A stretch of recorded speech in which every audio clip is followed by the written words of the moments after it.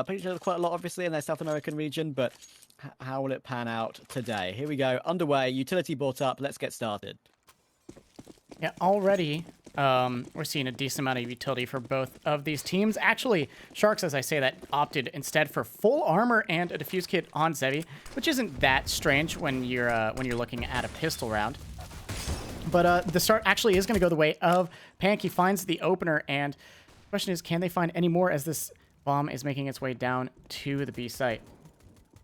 Yeah, they just sneak down the vents, getting past the pre-fire smoke check of JNT. Sorry, but Factwell is here. He actually gets that frag towards Reels in. Matt could make some havoc in the ranks toward that B site. Nox will get one, and that's a good position to be in. He's going to actually get hunted though. Luca will finally trade it, but now he's the only one left alive in a 1 versus 3 situation. Diffuse kit not available for him at the moment, so this is a tough one.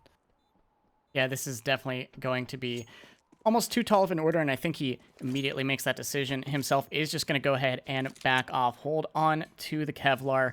Make sure you don't have to buy up that $650 purchase again in the next round. Hold on to these guns, and that is going to be a very clean first round for Isurus. They're looking pretty comfortable on that pistol, just very calmly made their way towards the B site, popped off a few heads, and then found their first round.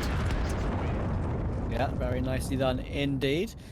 Wasn't really, a huge amount of strategy involved in that one. Once they got down toward the B site, just an easy hold and clearing out that player toward lobby. So Luca will save his Kevlar, which means he can buy up that $350 helmet upgrade. And I would assume go for a 4. So already we've got a scout dropped over. Luca will go for the MP9. We have Deagles and a CZ to surround it. So dangerous buy. Isurus going for a 5 set of Galils. It's very satisfying across the board there. Let's see if it works out for them. It's definitely a dangerous buy, also from Young Sharks, just because they are really going into this one. Of course, that is the more common way to play, but I always feel, at least from my perspective, that it's a little more dangerous than maybe it's sometimes worth. You get rid of your economy in this one when you could have saved up and maybe even given yourself a better economy into the next round. So we'll have to see if it does actually net them any successes. They are going to cross. The smoke fades and gives just a little bit of information over to Zevi. They do see the player cross, so there is enough time for Luca to go ahead and rotate down, but it is going to be Pank to find the first on a player pushing. Excuse me, that was on the player in secret with the bomb, so that's bomb dropped. Deco will be able to pick it back up, but that is a great opener. It gives them something to work with for sure. I mean, obviously that gun, that Galil, cannot be recovered as of yet, but it does, make Isurus think a little bit more about this round, of course. I mean, we saw earlier on today, there were so many forces won in that previous best of 3. And this round, I feel like on the CT side, it's usually won more often than it isn't. And can they get these Galils into a position to do something about it? They are advancing a little bit further toward outside. They have control of Garage as well, but it's only 35 seconds to go. Yeah, that's a good peek to force Zevi off the angle. He finds a little bit of damage, but this outside control is decidedly in the hands of Isurus. The question is, what do they decide to do with it? As Pank finds yet another, he's looking for even more in this mini garage. He is finally taken down by BK1, but this is getting a little bit dangerous as Luca is going to find one as well as Zevi, but they both drop, and now it's JNT and Reelsin all alone. Bomb is not going to have time to go down, though. They took too much time outside, and Deco in the 1 versus 2 has absolutely no chance. Yeah, I mean, that was weird. It was almost like that one kill towards Secret was enough to sort of send Isurus into a bit of a blur on what exactly they wanted to do there, because I feel like they didn't really have a plan after that whatsoever. I mean, clearing out outside, which was sort of technically already clear, at least earlier on, it seemed like it was a little bit of a waste of time. Perhaps, I'm overthinking that one slightly. But still, I mean, in the end, the timeout was the issue to, not get this round into a clutch possibility for Deco. So, yeah, I mean, Sharks will hit straight back. That seems to be the way it works against those Deagles. And we're even again straight away. Yeah, that was... I mean, we do have a tech pause come through from the side of Isurus, so there's a very good chance that there was something wrong with the communications, or one of the players maybe wasn't connected fully. So that could very much be the reason why we saw something like that happen. Actually, excuse me, this is a technical pause from the Sharks, not from Isurus. So I have just lied to you. I apologize for that. But yeah, it was a weird play. Sometimes the clock just gets away from you. I mean, I'll be honest, I didn't quite notice it, and I'm in charge of the HUD, so a little embarrassing for me there. And if I didn't notice it, it makes sense that they might not. Yeah, I mean, I think the issue that they were talking about in chat, at least, is that they thought they had a little bit of a demo problem. Of course, you know, for reasons for integrity, you do record your own demos on this, and sometimes that can, sometimes play up a little bit. So it seems to be okay, and we will be able to get this game unpaused once again. Of course, it'll have to be interesting to see what Isurus decide to purchase up, but because obviously they'll have that one Galil remaining, but are they going to decide to force buy around it and continue the forced battle? I mean, you'd imagine so. That's usually what happens. Yeah, I'm wondering how much longer we have on this pause. It should just be a few seconds. Isurus, I'm definitely... They have saved over the Galil, but I'm really hoping they don't buy around it just because of where their economy is. I'm really hoping Vaxwell can technically save and be good, but the fact that Gooden is on 1400 and Nox is on 1500, I would say, you can really probably set up that Galil quite nicely if you buy some pistols around it, perhaps. And Nuke is one of those maps where if you rush as a group either toward ramp or toward A, it can really work out successfully for you. But Sharks will have a lot of utility and a lot of superior weaponry available, so it'll be interesting to see where they go. They will perform a purchase of plenty of that utility on the T side. Deco will buy down to 0 to get himself 2 flashes in a smoke. Vax will have some as well, but that's it. Yeah, not much else. They got to make sure that this utility is put to good use, though, or else it could spell disaster. Oxy is looking for some control outside, but it is going to be Realzin that's tested as he's getting pushed by not 1, but 4 players. He will find the first. Zevi is ready for the second and third. Can he find the last? No, it's a great 1-dig from Vaxwell, and now it is a 2 versus 3, but the bomb can make it down to the B site and maybe get a plant out, but as I say that, a fight outside is occurring. Noxy trying to keep these players preoccupied so his teammate can get down towards the B site or maybe find some sort of opening. Yeah, but that's been ruined now, unfortunately, and now JNT has rotated round to the double door position, so even though Vaxwell does have a smoke and he has recovered that Galil, of course, I do not think that he'll have much start in this one. He'll get sprayed straight through it. JNT has a good headset, knows exactly where he is in that smoke, and Sharks will advance to 2-2-1, so that will now definitely put Isurus to a full eco. They'll have to do just that to be able to get the AKs in the next round, but in the end, a decent try. I think if Vaxwell was, as you say, a little bit more aggressive toward ramp there and actually committed toward going toward B straight away, maybe they would have had that plant, and maybe they would have had a little bit more to work with in this round. Yeah, that was definitely... I mean, it all comes down to timing. You kind of always assume that there's maybe a player or two holding that site, holding towards B, so they just, he wants to assume, hey, if I run in there, I'm probably going to be completely open to whatever player is hiding in the corner. Maybe my teammate can pull them off the site and then I'll get a free plant. But sadly, that just is not how it played out. In fact, it was kind of the opposite. The waiting gave time to rotate down, but that's just what happens sometimes. It's calculated gambles. That's the name of CSGO at this level, and sadly, that gamble was not in their favor.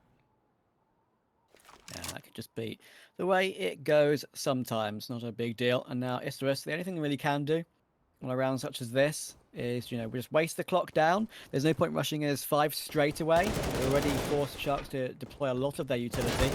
Team members, I think, then, in fact, they're getting gooshed there by a teammate. But in the end, they actually managed to get 1 kill. So that's not too bad. Whether they get down to get a plant or not is another question. BK1 actually is the player to get both those 2 kills, so that's actually pretty decent. But the bomb is dropped in a little bit of a tough spot for him to recover that safely and get down for a plant somewhere. So I'd imagine the 2 kills with the Glocks is something you'll take every day of the week. It's not too bad whatsoever. And now he's actually joining toward Hell as well, but no, he'll get taken down. So 2 is enough, and he'll have a little bit of bonus money to go through to this next round. A little bit more economy for a bit more utility on this full AK purchase. Yeah, that was, I mean, honestly, it looked kind of scary for Sharks there for a second, just that first kill coming through on the ramp player, but luckily it was just so fast on the support coming through on that AUG. I mean, it's just such a strong gun for Nuke. I think every time I watch Nuke, I feel like I see the AUG just doing absolutely amazing things. You think of a Liege, just, every single thing he does on this map is usually with the AUG, and I don't know what it is about Nuke, but it just shines, and we saw that in the last round, finding those pivotal rounds, holding there. Pank almost finds a kill completely blind, a decent amount of damage onto Noxy, but he takes some damage on his own as well. They're trying to hunt each other through the smoke, but it will actually be Pank to find that one first, and he will back off as well. It looks like smokes come out for the side of Young Sharks as they try to lock down these sites a little bit more. Yeah, I mean, having him in bunch is good, though. Of course, he's down to 13 or 12 HP now. And if ideally they could get that AWP onto Pank, then that would be the way to go. But they're completely on opposite sides of the map right now. So it's never going to work out. So he has to make do at the moment. But Deco will get dinked down to 4 HP. So that's a good bit of damage. That should secure the round to shots, whatever happens here. And there we go. JNT, what a beautiful spray down that was. And they clear it up beautifully with Luca and Pank. So that is... That's a round that could set the tone. If you are Sharks, that is a really nicely played. And Isurus already, I wouldn't say they look stuck for ideas, but already their first few plans have really not been that successful. Yeah, it's definitely getting a little bit dangerous for Isurus. Now that we're out of timeout, we can talk about some of the stats as well. Of course, Sharks are the higher rated team when you look at the HLTV stats, excuse me, but also I believe that Sharks have better stats on the maps they're playing. Isurus, they do actually have better stats on Nuke, excuse me, but their stats on Inferno are really, really solid, and Sharks still have a pretty solid history on Nuke. They've played 7 maps. They only win about half of the time, but when you consider the level that they're playing against, that means that it's a decent map for them. It's not amazing, but it's definitely not awful, and whenever they play against a team in this region, they're usually winning on Nuke. Yeah, for sure. And that's why you would, hope Isurus have a bit more to show on their T side. Sure, their economy has been nowhere for what feels like 3 of these 6 rounds, so it's no reason to panic just yet, but, Sharks have started off very nicely indeed. It's important to get off to a good start on the CT side of any map, but I would say Nuke is important as well, with how easy it can be to get some cheeky kills up close with those pistols, especially these Deagles. And we've seen some ridiculous rounds won earlier by these Deagles. I'll be curious to see if more damage can be done by Isurus. Right now they're just doing the same tactic they did against the Glocks, just wasting down the clock, trying to make Sharks expend their utility, but I think Sharks are aware of that because they have not really deployed much of it at all at the moment. Yeah, they are just waiting. I think they're expecting some aggression towards this B site, as we already have 3 players for the side of Isurus down towards the site. The only problem is the bomb is actually towards ramp, which is currently being scoped in on by an op, so that's a little bit scary. If they can take down Reelsin on this B site, though, then they can maybe get more of an entry into the site, and they've actually pulled away the player on ramp, so they have a pretty clear path into the site. But Pank, he's going to go ahead and check it. He finds one. The spray transfer isn't there, but it does keep them at bay, as now damage is done. All the players on B are taken down, but they can't even get to the site as the bomb carrier is taken down from behind. Luca is able to find it, and now it's all on to Noxy alone. That was unfortunate, but he actually was pretty quiet for a while there, was Noxy, but now he realizes with 12 seconds to go, he has to hurry up. He's about to meet each other here. What's going on? Oh, if he actually got that 1 bullet required on the Deagle, I mean, it would have been very, very close, but I think he might just have been able to get down the vents and plant the bomb. I think it would have been right on the 4-second mark. I'm not sure. I actually would have loved to see how close that would have been, but at the end of the day, that's for an alternate universe and not for this one, so Sharks will get away with it on those 2 remaining CTs on that low HP, and that clutch will not be completed by Nox here as a hard one, of course, with no armor, with just a Deagle round. Having picked up that at M4 as well. But yeah, Zevi now does have his AWP into the action once again against Isurus' full buy. Isurus needs a bit of a settler here to get themselves started on their T side. I don't need it to draw this one out for too long, and they're already plumbing some nades toward A. Yeah, they're just kind of lining up outside. But Sharks, their holds have just been so good that I'll be honest, I don't know if just a regular execute is ever going to get the job done against this team. I think you really need something electric, something that they're not going to expect, because you can already see JNT, sorry, that's the wrong letter, is already playing somewhat of an anti-flash. He's already ready for this utility to come in and completely catch him off guard, or, well, attempt to catch him off guard. And he's prepared for it. Also, ramp control has been taken by the T's, but it looks like that's not the site they want to head to.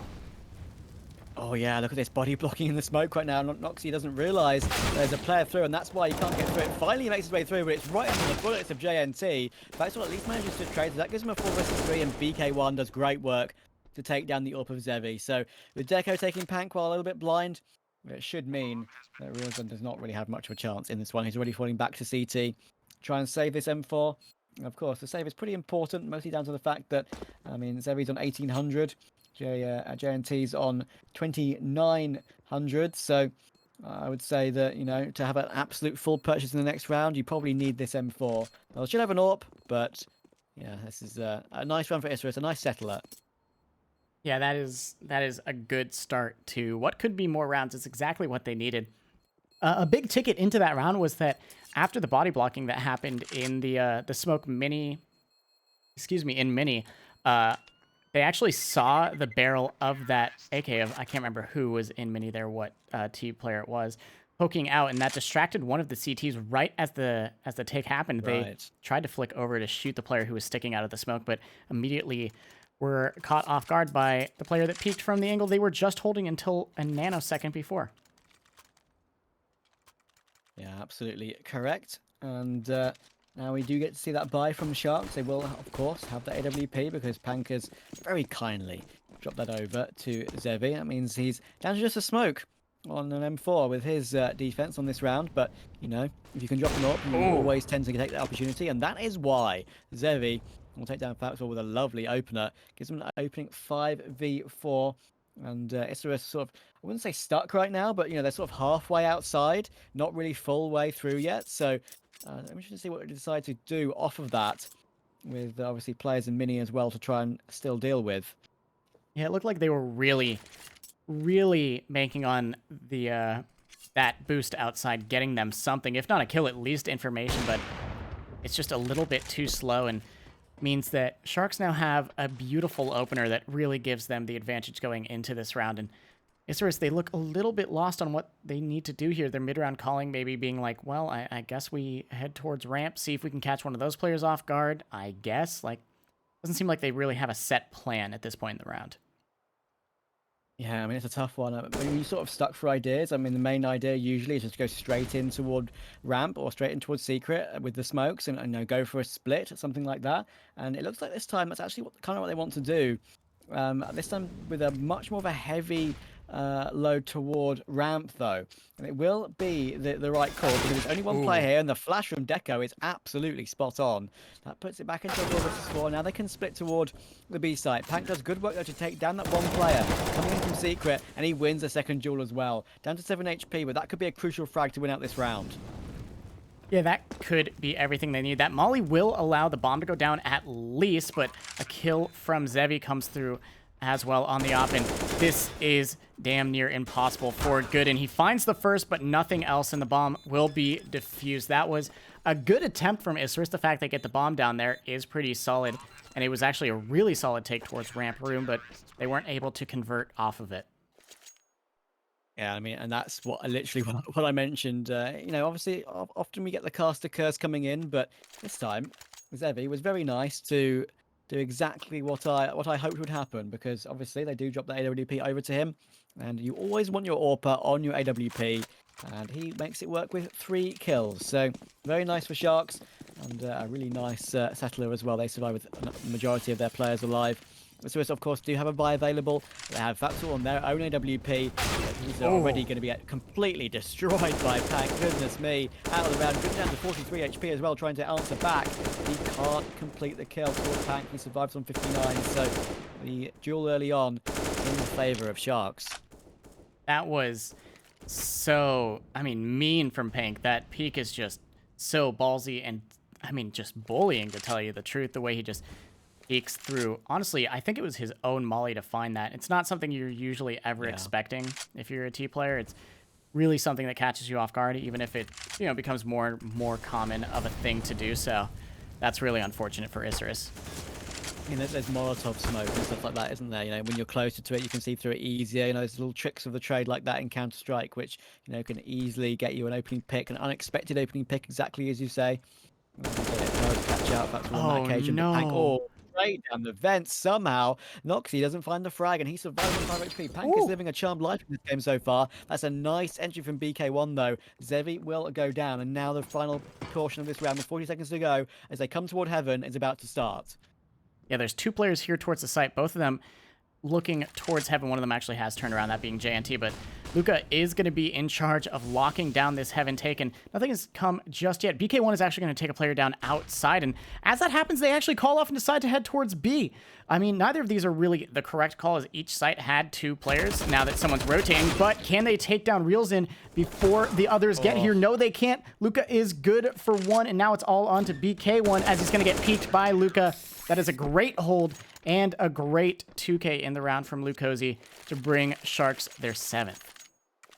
Yeah, that is great stuff from Luca. And I have to say, really, I think you kind of have to commit to that drop toward A if you're Isurus. I mean, you've got control of heaven. You have 2 players there. It's not like you just got 1 player there. I think if you commit to that, you probably have more success than you just did there, because it's obvious with 20 seconds to go what the play is going to be. It's back down toward B, and it didn't work out. So yeah, nice fragging, as you said, from Luca, and that really seals around. And look at the KD of him already. We're in round number 10. He's 8 kills, 2 deaths. Obviously, that includes plenty of saves, but he's been the player to always rely on to stay alive. It's always nice to have that one player on a team you can always rely on, will always, stay alive basically till the end of the round. You can have aggressive players, do their thing around that and have that insurance policy of one player being alive to, sort a round out at the end. So it forces Isurus down to, of course, they're going to have a good buy, but 2 players do not have good utility. In fact, Gooden has none. Yeah, it's in a dangerous position. If they can win this outside control, which they're really fighting for right here, that is going to make this a lot easier for them, especially how fast they're going towards the B site. That is exactly what they wanted to use that utility for, but Pank, he doesn't miss those. He finds a quick headshot onto Noxie, who's just having no luck in this game. He has, died every single round, and this one is no exception. Luca is able to find one before he's traded in Vents, and now they're looking to take the B site, but 2 players have already rotated here, and Gooden, he's pretty much stuck where he is on this lurk because it is still being held by Zevi, so not much Isurus can do other than just win the duels on the B site. Yeah, as you say, that's tough as well. I mean, as you say with Noxie, it can be hard, mentally when you've died every single round in a game, even if you've been getting the frags. And I mean, look at this. Zevi's taking good, and Pank is found Factual, and he'll get the last as well toward BK1. That cleans it up and gives Sharks an 8-2 lead. Pank is also 15-4, by the way. I mean, I mentioned Luca, has still only died 3 times, but 15-4 is a handy scoreline, you could say. Isurus now, their money is on the edge of a buy, but I'd imagine it'll just be Tech 9s, Deagles, maybe a few Mac 10s with these pieces of utility, and we're going to see just that. That could, cause some havoc. They've basically got full util with pistols, so those are the rounds that can really sometimes go your way. Yeah, this is a lot closer to the nuke that I don't know if love is the right term, but definitely no.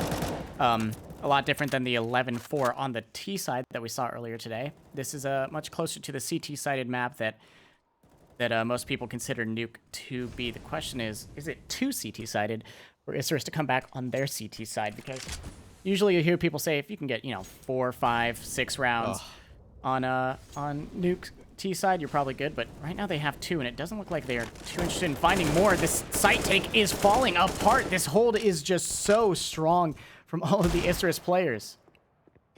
Factual's the last one alive. Gets at least one with the deal and can at least grab that M4. But as you say, again, fantastic stuff from Sharks on the defense. They tried just that fast, A outside split, but they only had 1 player to split in from outside. That was Noxie, and he got caught by the AWP of Zevi straight away. So it's that sort of ruins that strategy of having at least 1 player flanking. Try and catch out some of these players, concentrating on the fast lobby crunch. So yeah, it's unfortunate, but as it is, it will be a 9th for Sharks. And Isurus will use from what I can see in front of me, I'm not sure if that's entirely correct, but I'll say it anyway, their 3rd timeout out of 4. Correct. And we're not even in the in the second half yet. Yeah, that is crazy that they've already used 3. I mean, I don't even think that they're poorly used. It's just they're not well. Absolutely. I don't know if the timing is bad, but they haven't really seemed to provide any insight that really give Isurus the victory that they need. It's simply just not going their way. Young Sharks are just so good at their positioning. They're just so good at predicting where these takes are going to come from. So, I mean, there's not much that they can come up with that Sharks aren't at least somewhat prepared for. And it's a tough situation as well. Just in general, for Isurus, when things that you've worked before, and we've mentioned as well that they have a decent win rate on this map. Things that work in prac and work in officials are just not working against Sharks. It's like, what do we have to do? It looks like it's actually going to be a very similar play. I mean, Noxie's in the same role as last round, except obviously with the rifle this time. But at least looks like we're going to be taking a little bit more time on it at the moment. There's a smoke that's somehow landed on the top of CT Garage there. I'm not sure if you caught that on screen, but I feel like that might be an error in a smoke. But yeah, that's with a minute and 20 to go. Isurus have not made a decision there yet, and that's a change up in pace for sure. Yeah, I don't hate the slower rounds from Isurus. It's just sometimes they get a little bit too slow, like the round where the clock went out before they could even get onto the bomb site. I like that when they play slow and then explode maybe farther into the round, those usually seem to go in their favor, like how they just, very methodically won control of ramp room. That was definitely helping them out. Also, Noxie, he's in a bad position outside. Pank is ready for that. But now the take comes through, and yeah, they're a little bit ahead of the smoke.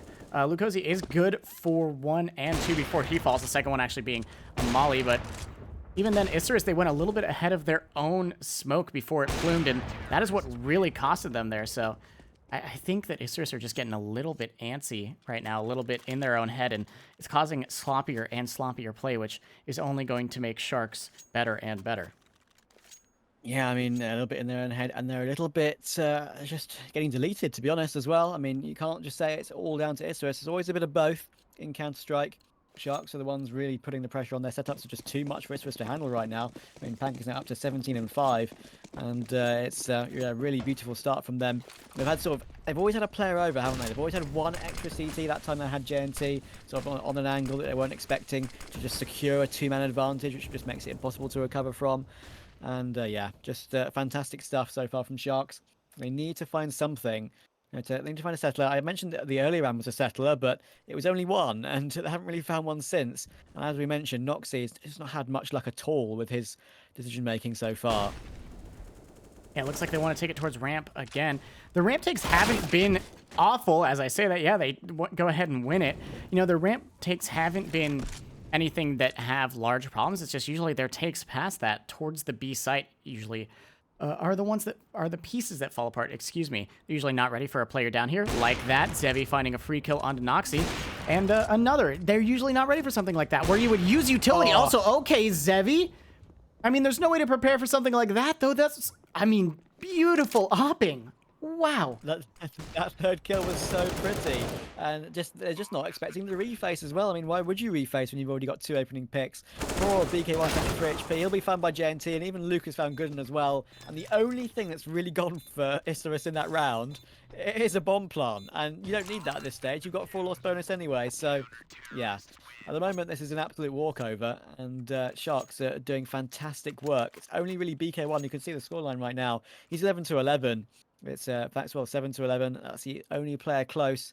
So yeah, it's a complete run over. There's only one player on Sharks who is negative as well. So it's just fantastic work, and that AWPing was really, really beautiful, as you say. Yeah, that was just played to perfection from Zevi.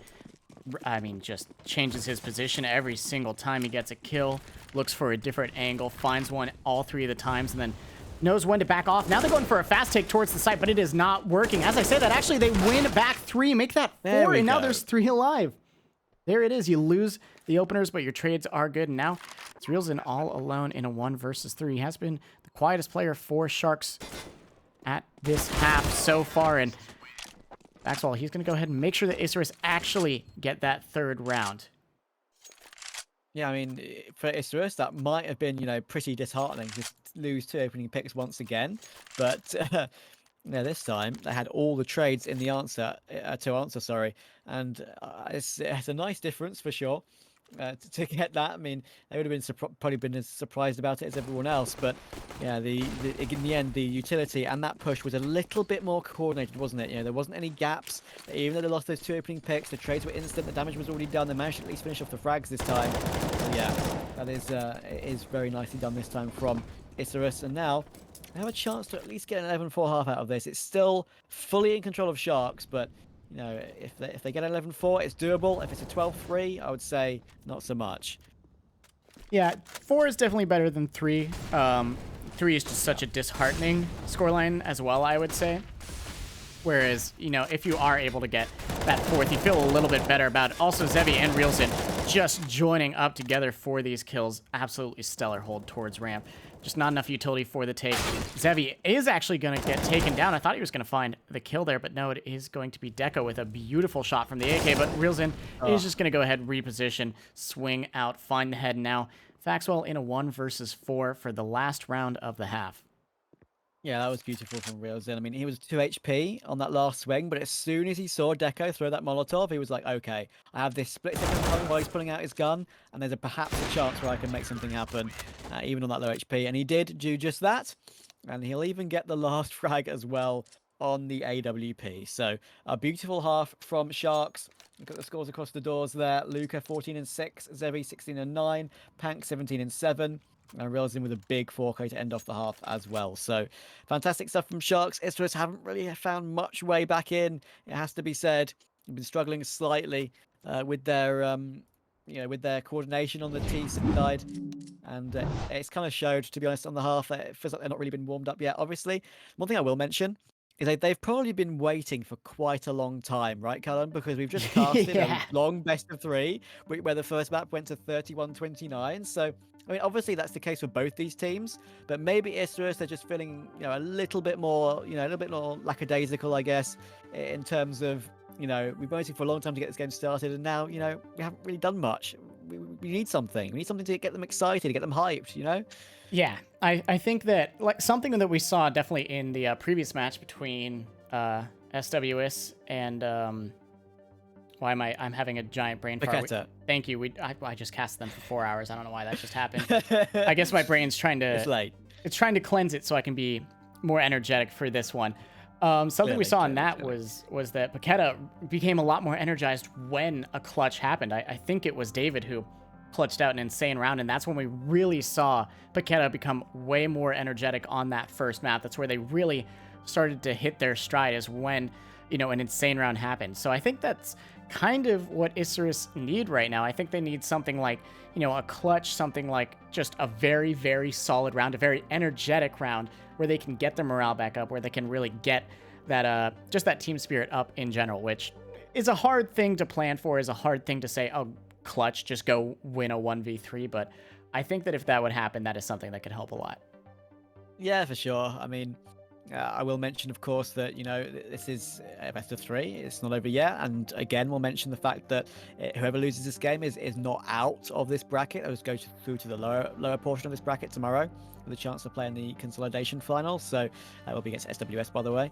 So yeah, I mean, one thing that made me hopeful for Isurus in this game is that just their recent record on Nuke. I mean, they've won 70% of the 10 maps they've played on this map. It is their pick, of course. But yeah, I mean, it wouldn't surprise me, in this sort of region, the South American region, these guys probably prac against each other quite a lot. So it wouldn't surprise me if, they play Nuke a lot as well. And maybe, it's maybe not plainly just a good matchup for them. I mean, that's the sort that can happen in these sort of qualifier matches if these sort of teams do play each other quite often. But yeah, it's be curious to see how the series goes. I wouldn't count Isurus out of Dust 2 either, which would be our second map. So yeah, it's tough at the moment, but they've just got to stick with it. Try and as you say, get some interesting rounds going. Get some rounds that will get the hype up, and then maybe they can have a chance. In this map, maybe it's gone, but the next map for sure. Yeah, I mean, hopefully they can make something happen at least a little bit on the second half, because it could be really disheartening if you have a weak first half and then, especially with a timeout, with a really long break at the half, to go into the second half and just once again not have anything happen. That can be really where it just gets to you mentally. So I am really hoping that this half is a little bit more aggressive and a little bit more, I mean, working for the side of Isurus, and that's a good start. Maxwell with 1, 2, 3, 4. He wants the last. Amazing. Oh, there it is. Oh, he's only gone and got the ace, Cullen. That is... What? How? That fourth kill was unbelievable. I mean, that was just, yeah, just a beautiful swing out, tap, tap, tap, tap. And then, yeah, I'll go ahead and grab the last. He has enough for an op in this round. He pulls out the AWP on the second round of a half. One of the dirtiest things I think I've ever seen. I mean, the kills were good enough. It's not often you can ever get more than 2 as they go toward ramp. If they rush, he gets all 5, and he has an AWP, as you say. That is just so dirty. Hopefully, he doesn't get rushed by these Glocks, but he doesn't have a helmet. So, yeah, still, that's something for Isurus to work with. That's a hype moment, Cullen. Yeah, I wonder if they were expecting that. He finds a second as well as his teammates, both Deco and BK1, close it out on a site. Can you imagine? You're like, oh, second round. All right, they're going to have maybe Galil's SMGs. Let's just rush outside, see if we can overwhelm them. And just 2 of your players get opt. Is that something you expected? I mean, I don't think so. You definitely can't predict that. I mean, when you get 5 kills, you usually expect like an AUG or something, on a round such as that. Not risking an AWP with no helmet against Glocks. But yeah, I mean, that's it for this round for sure. And he's up to 18 and 12. His Factual. He's done most of the good work so far. Whereas obviously the ace helped a lot, but now we get to see what Sharks have on their T side with their first buy about to come in. Yeah, this is definitely going to be the first real test for the side of Isurus when Sharks have at least a decent amount of utility and full rifles. They did use a little bit of the utility trying to clear out these early angles, but now it looks like they're gearing up for maybe an A take or more so just trying to bait out utility. They did get 1 counter molly as well as a smoke, so that's a little bit of a win. Oxy, he's playing outside just like he did on the T side, but of course he's defending. I don't know if he's going to be able to find anything here because he's about to be overrun by some long-range guns, and he's definitely not at a long-range gun right now. Yeah, absolutely. I mean, Zevi's already taken down Noxie, and he's had one of the probably rougher games on Isurus, so it's unfortunate for him. He wanted a bit of confidence to start off this half, but not to be. And as you say, all 5 outside. Factual is trying to find something through this smoke, but they're going to make their way down, and make their way down successfully as well with the bomb in tow. And surely some rotates will have to come out of Isurus soon to try and defend this site. Obviously, with Sharks doing this, you can choose many things. You can go down, take it, then go back up through mini toward A. But it looks like they are committing to it at the moment. Ooh, that's the information they needed. We're going to see Gooden rotate down to try and help the site, but they really don't have the guns they need for this encounter. It's going to be all long-range battles as they come out of that bathroom door, and there's almost nothing they can do. That's a decent amount of damage. Gooden's in a good position to find one, but they swing out a little bit farther and find them there. Faxwall is good for 1. Deco finds the other. He swings out trying to find more, but nothing there. Now it's the 2 versus 2 as BK1. Oh, yeah, they don't have time to get the bomb. Oh, just stay alive. Just stay alive. Don't go for the fight. Okay, go for the fight. I lied, BK1. You win those. My bad. Yeah, that's a tough situation. I mean, I guess Isurus sort of thought, okay, we can go in as 2 here and secure the round. They did, but as you so rightly say, I mean, was a little bit dangerous at the end as Sharks were fumbling with the bomb. That's a big frag there. I mean, dropping that bomb was a big deal. And in the end, it made the panic in the ranks of Sharks. So, yeah, it's going to be a big round for Isurus. I mean, now they've put Sharks down to quite literally 3,200 per player. It's very even across the board. And because of that, Sharks will deploy their first timeout of the game. Yeah, that is a good sign for Isurus, knowing that they're finally able to put Sharks in a position where they have to maybe slow down and talk about this a little bit more. I bet they're feeling like, oh, hey, we're starting to chip away a little bit. That's a lot better. And I think that those 3 rounds in a row were kind of the rounds I was talking about, whereas like they need to revitalize themselves. They need something to wake them up. And I think those rounds, I mean, an ace specifically, are what really help wake you up. Yeah, I mean, absolutely spot on. It's so funny, isn't it, that we were just talking to each other about, they need something amazing to happen, some sort of banger performance in any particular round, and it happens. That's so unusual, isn't it? I mean, we had a couple of times this game where something we predicted has actually happened, which is, unusual for casters to get things right in the heat of the moment. But yeah, Anyway, the pause will be a little bit longer because I believe it has turned into a little bit of a technical pause, but Yes. it will be cancelled soon because I believe the problem has just been fixed. And there we go. So Sharks, they still have double the score of Isurus. They have a pistol buy here, so they're still in control. But now Isurus are showing a little bit more of that form that we know they can produce on this map. Yeah, they're definitely looking a lot better. I saw someone in chat say that Isurus are usually stronger on the T side, which was a little worrying.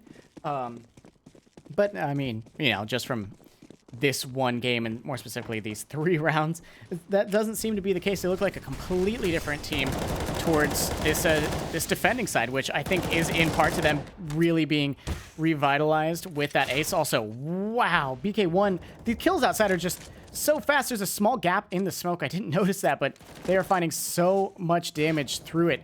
They take down Reels into 1 health, and Zevi to 13 health. So yeah, this round's pretty much over, huh? Yeah, that is a shame. I mean, not having one more smoke. I mean, they do have one more smoke on Zevi, but he's not been deployed yet. I'm not sure if that's a mistake to have that gap toward outside because it's just, it's gifted Isurus, 1 frag each on BK1 Deco and Faxwall. So a shame. And as you rightly say, 14 HP remaining on the final 2 remaining players. It'd be wise for Zevi here to at least deploy his utility. I don't see a reason why you wouldn't throw it. You just get rid of it at any point, so CT can't pick it up and save any money. He looks like he's going to try and do that just now, but that's being overly picky, I guess I could say, in that scenario. But still, it's going to be hard to do anything here. Yeah, I mean, with so little health, you just have to be so careful. And I think they are just trying to bait a little bit of over-aggression. Zevi just doing his best to open and close this door as fast as possible, see whatever he can do. But it is going to be Deco to find those last 2, as well as the one he found earlier in the round. So Isurus, not only is the team waking up as a whole, but you can see certain players really starting to wake up. I mean, Faxwall is currently sitting on 20 kills, top of the server, being followed by BK1 and Deco on his team, both getting up there in kills just a little bit. So Isurus definitely looking awake now.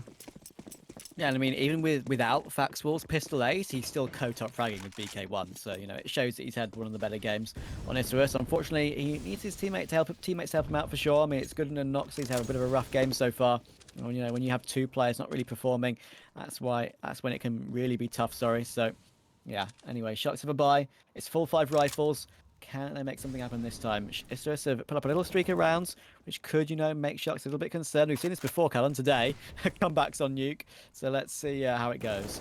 Yeah, this one's a little bit more of a comeback than the one we saw previously, but still a pretty big comeback, as Noxie is already going to start off this round pretty strong for the side of Isurus, finding the opening in Secret, and also keeping them out of Secret completely. They're forced into... It looks like they're in Garage now, just trying to find any control they can. Faxwall is completely pushed back into their own spawn, just trying to make sure no one heads towards Heaven, and he might actually be in the perfect spot to deny the jump up that's coming through. Will he be able to see it? Oh, he unscopes, and this is very scary. Seconds away from any of these players peeking. They actually decide to back off. I think they noticed that he was there, and they were like, I don't like the feeling of that. Instead, they're going to go back to Noxie and punish him for peeking. Now they're going to head towards the A site. And it's the right call as well, but Deco and BK1, they make 2 frags in return, and the trades are going to be even. Gooden gets a big frag, and there's BK1 as well. That is a nice team hold there from Isurus. All 5 of their players chiming in for some help on that one, whether it be with utility or frags in tow, and that makes this one very interesting now. Sharks, 12-8. I didn't have really much of a problem with their strategy in that round, but in the end, it's all been dealt with very nicely indeed. Faxwall, by the way, as you mentioned, the AWP back in CT spawn, that is basically impossible to deal with on a rifle. Maybe you could pick them on an AWP, but on an AK, it's so hard. So we're going to see how Sharks now do on the Deagles. By the way, one thing I will mention about that open CT spawn is that I think I first saw Smiths do that, and that shows you how long that's been, around as a good idea when the team on the T side is taken outside. Probably like 2016-esque, something like that. Yeah, it's a classic, but if it ain't broke, don't fix it. Keep using it, because it'll still get you kills. And looks like we might actually see a similar play from Faxwall in this round. He is just going to hold this op outside, see if he can punish anyone for trying to jump up maybe towards a red box. They are heading towards outside. I don't know if he's going to see that peek come through just quite, but they are going to set up these smokes from their spawn for the outside cross as well. So they should be granted safe passage unless Faxwell hits something crazy through the smoke, which it doesn't look like he's even going to try to. A little bit of damage on the cross from the player in Heaven. Noxy going to tag them down a little bit, but they should get to be pretty safely. Shouldn't be too bad. There is one player here to defend. In fact, it's Gooden, and he will just make his way past the glass before JNT does break it out. So they do have 2 players here to defend, but they don't have a smoke for the plant, and that could be the problem. Noxy gets 1 for 1. Gooden actually goes 1 for 1 as well. Nice trades from Reelsin. And that gives them an AK to work with. They should now be able to get this bomb planted. They do, with around 18 seconds to go. And a flash for ramp to possibly send this Eagle in to do some damage. They need take some sort of initiative here to make it happen, but they will get pinched from either side. BK1 takes down Sevi. Now this is a hard situation for Luca and Reelsin. Deco gets the first, and that's all down to the AK, and he's been spotted out. Nice frag from BK1. Destroyed through the edge of the wall there. He was low HP anyway. And that will be 9 for Isurus. 3 the gap. This is... I don't know if I can do another overtime nuke again. I don't know if I can do it. I genuinely don't know if I have it in me. But the question is, do Isurus have it in them to bring this back? Yeah, as you said, only 3 rounds between these 2 scorelines now. It started off as 12-3. Now it's 12-9, as Sharks have not been able to find even a singular round in this second half. Yeah, and that's a problem for them, for sure. They'll be starting to feel, you know, I mean, I said these exact same words earlier on, and be starting to feel a little bit more nervous now, and they'll be even more with Faxwell getting that opening pick on the AWP. He's really been the star factor for Isurus in this game so far, keeping them in it early on, and now keeping them in it in the second half as well, keeping this streak going. 5v4, what can Sharks find? They need something. Oh, through the smoke. That's dirty, Faxwell. Right as the smoke plumes, he just shoots right into it and finds one of those players. That is so painful for the side of Sharks. And now 3 versus 5 in favor of Isurus. They are looking another round dead in the eye. They're looking at a 10-12 scoreline if they're able to close out what is this round lead. And another nice pick as well. That actually gives them a chance. AWP's doing a lot of the nice picking so far in this round. Faxwell with 2.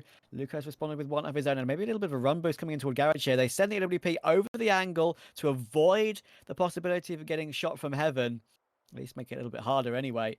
Oh. And now, with 40 seconds to go, it still doesn't work out. Faxwell with 3. That's his, maybe a second chance at a second ace here. Yeah, that is, I mean, so unfortunate. They run boost across, which is a very, very smart play, but Maxwell, he doesn't like to play towards Heaven, so he's not going to be standing there with the op. He's instead going to be hiding back more. Reelsin does find one onto JNT, or Faxwell trades it back, and now he's on for the ace again. He misses the first. I'm going to stop talking about what happened already. I'm going to focus on this possible ace. He's dancing around the box with the pistol. He takes a little bit of damage. He really wants it, but Reelsin, he wants this kill so bad, and there it is!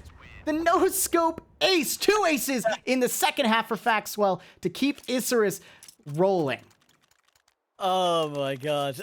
I mean, the first few picks, they're nice. They're all, you know, like expected AWP kills, but, you know, to dance around the CT box like that and get the no-scope up close, that is, you know, nerves of steel. And that is another unique thing we've seen today, Cullen. We've seen a lot of things today we may not have seen before while casting Counter-Strike, including, you know, matches that go to 31-29, for instance. But that is 2 aces on the second half for Faxwell. 2 incredibly different aces as well. One on a pistol round with a USP and one with the AWP as well. Fantastic stuff from him. 25-13, and Sharks seem a little bit lost right now. Yeah, I mean, not much you can do about an op ace where the first kill is through a smoke, and then after that it's just smart positioning. That's difficult to play against, but, you know, Sharks, they're running into basically a wall here with Isurus. They keep trying things that aren't very good for them. They keep trying to go outside, which is where, you know, Faxwell is really dominating. I think that they should maybe focus more towards A or something like that, but looks like they want to head towards ramp, and Faxwell is there with the op. 1, 2, 3, good and good for the 4th, and Now it's Lukosi all alone. 2 players on the other side of the smoke. They know he's there. He's about to get pinched. There's nothing that Luka can do here. This is, I mean, just another round going the way of Isurus. The economy, of course, was in their favor, but, I mean, Maxwell with 3 op kills, you know, he just wants to show off at this point. Yeah, I mean, what, that's 8 kills in 2 rounds now. So he's gone from 20 to 13 to 28 to 13. And, you know, we've seen some god tier carries so far today. So far, in this best of 3, it's most certainly Mr. Faxwell. What a fantastic performance so far. Easily defending against those pistols. And, yeah, they had some utility with those pistols. They're looking to try and make something happen, you know, get an opening pick, make some havoc happen. But it doesn't work out. And now it's down to Sharks' fire. Haven't done anything on the T side this time with Zevi. They tried it before with Luka. Of course, as it was picked over, they need to make it work with Zevi. They need to get him started on that T-orping. This is dangerous. There's 2 players kind of dancing outside around Silo, Pank and Faxwell, just barely missing each other. So that was a little bit scary for them. It does look like Sharks maybe want to head towards A little bit more in this round. That was my, you know, caster, maybe this will work, recommendation. So they may go for that, but I don't know if they even have the utility to go for it. And by that I mean they don't have a lot of utility left. They do have enough smokes and enough mollies to make it happen, but they don't use them very smartly. It's going to be very dangerous. And actually opting for outside control. Yeah, I mean, it's something you see quite often, to be fair, but, you know, by teams in EU as well, sort of, they take outside control with the smokes with around a minute left, and they, you know, just waste down the utility first of Isurus and then go through them. But at the moment, they're only sending Pank through, so that could be the idea or the inkling that they're going to go for a different sort of play later on in this round. They're grouping up 3 players toward that ramp area with the bomb in tow as well, jump across the angle, and now they go in with 30 seconds to go. Yeah, they're definitely looking to split B here, hoping that the one player they sent down secret can maybe get some control. But Faxwell, he's already finding players on ramp. They are going to have to run down, and Noxy, he's going to be tested as well as Gooden. And Gooden is good for 1, but that is it before he gets taken down by Zevi, and now Noxy is all alone on the site. BK1 finding a player above, and Noxy, he finally finds 1 and 2 and wins the round. I knew switching to him on the observe would actually pan out. He finds a 2K to close it out and bring the 12th round to Isurus. And that makes the game even. How about that? I mean, we didn't think that earlier on in this game. And I'm just going to, you know, confirm absolutely with you, Cullen. Yes. It was a 12-3 half. Absolutely. Right? Yep. So Sharks have not won a T round yet. Yep. That is not a good thing to say. No. I have no other words other than that right now because they're on pistols again. JNT's getting burnt down. And we could be about to see a lead for Isurus. Wouldn't that be remarkable? Yeah. Just hold yours a little bit, though, because Luka's got an opening pick. Yeah, that's a scary opening pick as well. They already have a player down on the B site from Secret, as well as now 4 others joining him. So it is going to be a full retake for the side of Isurus if they decide to go for it. But okay, that's a good start, guys. Panky's trying to find 1 back. Not much he can do. It is going to be Reels in to find 1 now. They know where at least 2 of these players are. The trades are finally going in favor of Sharks, but there's still so much to do. Neither of the players, or 2 of these players don't have a gun left. It's only Deco, or I was about to say it's only Lukosi who has a rifle, but yeah, Pank doesn't need it. He closes that out. Sharks stave off Isurus from finding their first lead by finding their first round on their T side. That is just, I mean, what is that? It's Counter-Strike in a nutshell, isn't it? You try forever, you have full loss bonus, you try every single gun round strategy, it doesn't work. You buy 5 deagles, and, you know, you hit some shots, you get an opening pick, and it works out for your first round. Typical. That's the way it seems to go sometimes in this game. And in the end, unfortunately, the clutch, it looked like it could be on, with maybe a couple of players there not on full HP, but the hide in the smoke there toward double door was too much to cope with. And yeah, Isurus caught out a bit, but that is the only time they've got him caught out so far. So they should still be confident in a close game.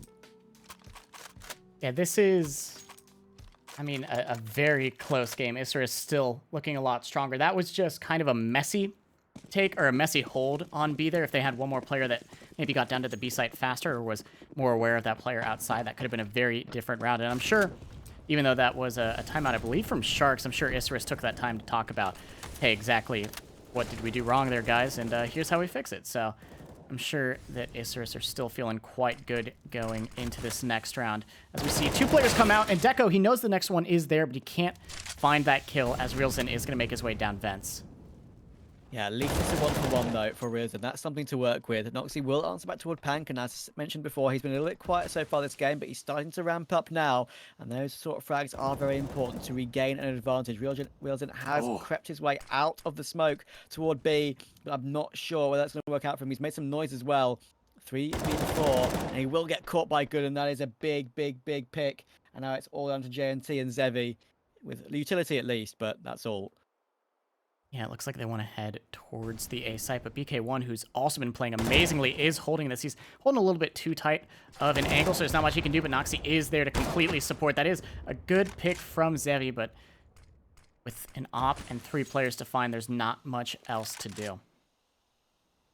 And he's gonna wander through the smoke. He actually catches the timing there as the player falls down toward the vents, and he gets the quick scope toward Noxie. Okay, the bomb can be recovered. 30 seconds to go. Missing that timing toward the vent player might be a problem, but now he's stuck between 2 different angles. Unlucky. That is a really nice try from Zevi in the end. A nice pinch in the end from Isurus. Yeah, and, you know, as I mentioned, 13 all. They can't find a gun round, only deagle rounds. Yeah, it's always the pistol rounds. I think we will see another buy come out from Sharks here just because of their economy. Also, Zevi was actually ready for that peek from Faxwall there. He was holding the angle that Faxwall was taking. It's just Faxwall literally hit the perfect shot there. Just barely peeked around the corner to find his shoulder. Made it impossible for Zevi there. So Faxwall not only hitting good shots, but just playing really well, really smart. And big reason why Isurus are now tied up against Sharks with 13 all. Yeah, I mean, remarkable comeback, as I mentioned. So far, it is, 10-1, if my math serves me correctly, so far. Or is it 11-1 now? It's a long day.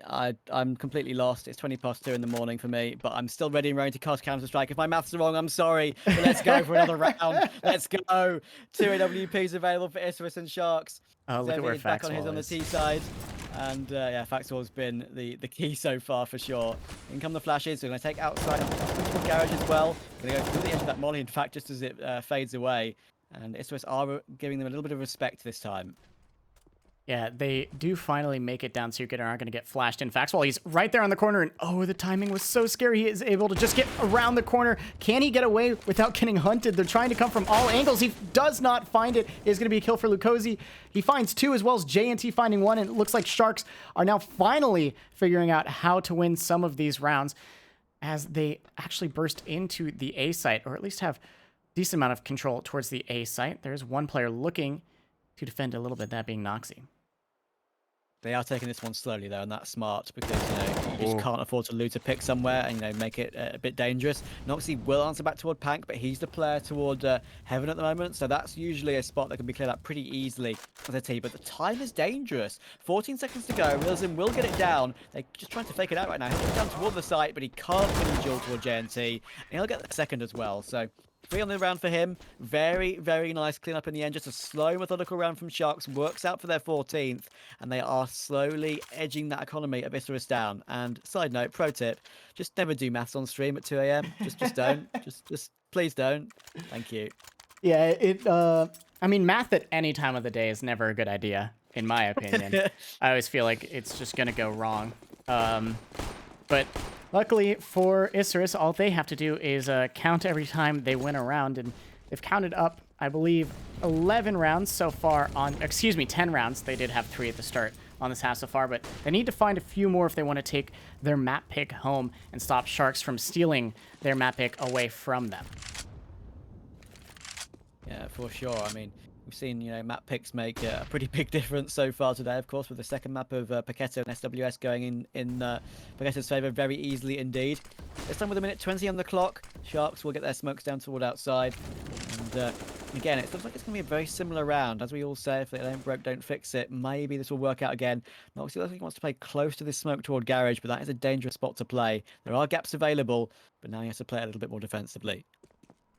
Yeah, I think they go ahead and get down. The smokes fade right as they're able to get past. Deco tries to do a little bit of damage through the smoke as it fades, but It does not happen. Now it's going to be Gooden down here on the B side again. He has been the player who is just rotating so fast for Isurus in all of these rounds. You know, his KE isn't super great, but that's because he's been so mobile. He's been the player that has to get all the information for his team, the player that has to really do the hardest job on the server. And he is going to be tested here as he's not only the player to rotate down and make sure they're not on B yet, he also has to hit almost all of these shots. It is going to be Noxy to find the first Faxwall, almost taken out of the round by a Molly, but he will find one onto Pank, and now it's starting to fall apart. BK1 finds one as well, and now Zevi and Lukosi alone in a 2 versus 4. They make it a 2 versus 3 as Lukosi finds a kill onto Gooden, but it could still be very difficult. Yeah, the round's gone because of the time again. I mean, they've wasted down the clock so well so many times of Isurus. But again, I feel like that's mostly down to Sharks taking a little bit too long in these scenarios. Bomb dropped on the B site. Couldn't be recovered, couldn't be planted. And we have a guaranteed round 30 in this game. 14 all. Economy should be okay for both these teams to have decent buys for the last 2 rounds of the game. Will we get a 16-14 or will we get the dreaded overtime? This is scaring me a little bit. Gonna be honest, a little bit terrified. Of course, as a caster, I love to cast fun games, close games, but also as a human, I do require sustenance and sleep to survive. And we've been casting for, I believe we started about 5 hours ago, which usually isn't that bad, except a quintuple overtime does take a bit out of you. Isurus, they win the round, but they are actually going to call a tactical timeout. Maybe because it got a little bit closer than they would have wanted. They want to figure out, hey, what do we do to make sure that it's a little more decisive in our round wins? Yeah, it is their last timeout as well, I should mention. So that is them out of timeouts. I'm not entirely sure what the rules are with overtime, but I don't think you get given another. I mean, it's not like tennis, for instance, where you get given another challenge in a tie break. But yeah, I think that means they're out for the rest of the game. So that's all their tactical discussions done. Of course, when you time out, you give the opposing team a chance to do the same thing. So you know, it's as long as it's short sometimes. And now we get to see how this round will go with this buy for Isurus with the MP9 on Gooden, of course, which is the only real thing that's against them. Sharks taking aggressive control toward outside, looking like they want to get in toward Garage. That seems to be the plan of action. Yeah, Faxwell, he will be the player to try and deny this map control, though. If they decide to get a little bit deeper into Garage, he will be holding it with his op, which has been a very accurate gun so far in this game. It's just a question of whether or not they're ready for whatever angle he decides to hold. It's a tough situation. I mean, minute left on the clock now. Once you've already got control of Garage, sometimes you can, be so scared to, push it a bit further because, you can always be caught by the AWP from Hell, CT, Heaven, 3 important angles, 3 important sightlines as well. Remember, 50 seconds now on the clock. Good, and it's toward ramp on the MP9. He's got a bit more of an advanced angle, and it could be an angle to make him a 1-for-1 because Reelsin is 58 HP. That's a one-hit headshot for the MP9. But with 40 seconds to go, again, Sharks making it close with the clock. Here we go with the MP9. Yeah, that is a good start from Faxwell. They find the opener onto the player in ramp, though, so it looks like they want to take this towards B. And more importantly, Lukosi is in a good position to deny any rotations, specifically from the op of Faxwell, which he will do. And now he's on for a flank to the players that jumped down, so quickly trying to find the backs of the CTs who had to come down to deny the site, but doesn't matter how fast the flank is if BK1 is good to find the ones on site. And okay, that was an amazing, amazing kill coming through from... I'm sorry, I gotta complain. Auto Director, which I've turned off, by the way, decided that we needed to see a dead body right there. I'm so sorry for that, but BK1 with an amazing, amazing 3K down on the B site to bring Isurus map point. That's horrible for Sharks because they made the correct decision to go in for a trade toward double door. It worked out for a 1-for-1. It dealt with that player that would be one of the biggest threats, but BK1 was still on the site. He takes down the player that was toward double door, and then the final trade looking to come through that single door smoke. But his crosshair placement was just too good, and his trigger discipline perfect as well, placing it at exactly the right time as that final T player came through the smoke. And now that puts Sharks under a lot of pressure. They have 3 killers and 2 AKs to save this game. Isurus have a great shot here, performing a fantastic comeback. Yeah, this is exactly what Isurus want and need to close this out, especially with the start there. They find the opener. Faxwell isn't able to connect the kill there, so a little bit dangerous, but he does swing out, find one for his team. JNT quickly trades back, but there was another player towards Heaven that dropped down to sight, and there he is. Gooden swings out and takes down JNT. Now it's all on to Reelson. 18 kills to his name, but can he find 2 more? Can he take us to the overtime with a 1v2 clutch? Sees where one of the players are, but there's the information now. All of these players know where Reelson is. Yeah, and that's a huge piece of information. So I really feel like Reelson has a fantastic chance in this 1 versus 2. It's Noxy and Good, and it's been the 2 players that maybe have not been performing as well as the rest of his team, and that's a big pick. There we go. Now it's an even round. Sure, Gooden only has a FAMAS, but he does have a defuse kit, and they can play out this 1 versus 1. Double door open. It's going to be a complete standoff now to decide this game, and it will be Reelson to hit the headshot. We're going to overtime once again. Of course we are. What a surprise. And I'm looking forward to it because we've had some incredible games on this map so far today. When I say incredible games, it is games because we quite literally had 2 maps in one game. The 11-4 both half and then a 16-14 in overtime alone. So yeah, I mean, we're going to overtime again. It's fantastic. It's fun. And that run is those last 2 rounds are really all down to BK1. And in the end, Reelson, fantastic performance. It puts Reelson up to 20-20, up a bit closer with his teammates now. And yeah, that is all you can really say about that because that is just fantastic stuff. Yeah, that is. I cannot believe we're going to another overtime. Right now, I'm losing my mind a little bit. That was an amazing clutch coming through. I feel a little bit like Gooden maybe got a little bit overzealous. He had an amazing read, actually went down to the B site, and I was surprised that they even, got cleared there, but it maybe the tiniest bit of a misplay from Isurus there. Clutches are always half a very good play from one player and half a misplay from the other team. But no point in dwelling on that now because we are going to go to overtime. Isurus versus Young Sharks. Both of them had 12-3 half on their CT side. Now is the question of who can take it home in overtime. Isurus, of course, are going to start us on the CT side. If you don't know how overtime works, somehow, it's 2 halves of 3 rounds. First person to get 4 rounds wins. So the number here is 19. Yep, 19 is the magic number we need for a winner.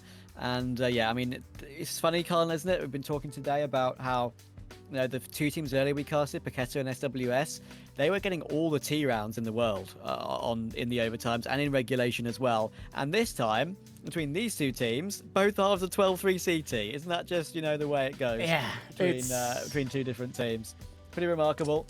But, it keeps the games interesting, that's for sure.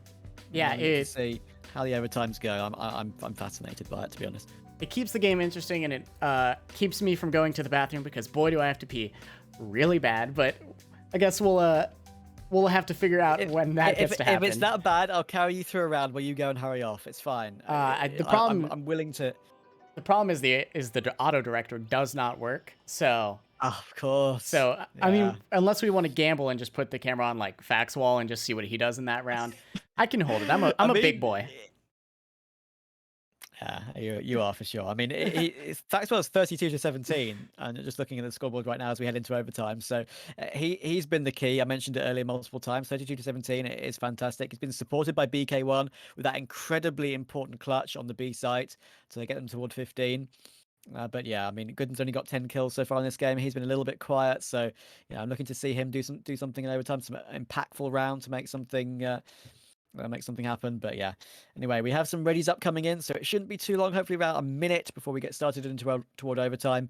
And yeah, I have to say, I can't believe we've had 2 overtimes on Nuke today. And the fact it's the same map is just hilarious. If we see another map go to all 30 or overtime again in this best of 3, I mean, it may be the death of me. I mean, we saw, if you weren't here for the first best of 3, we saw a quintuple overtime on map 1 on Nuke, and then we saw, I think it was 21 rounds on Vertigo, and then we saw all 30 rounds played out on Dust 2 as the decider.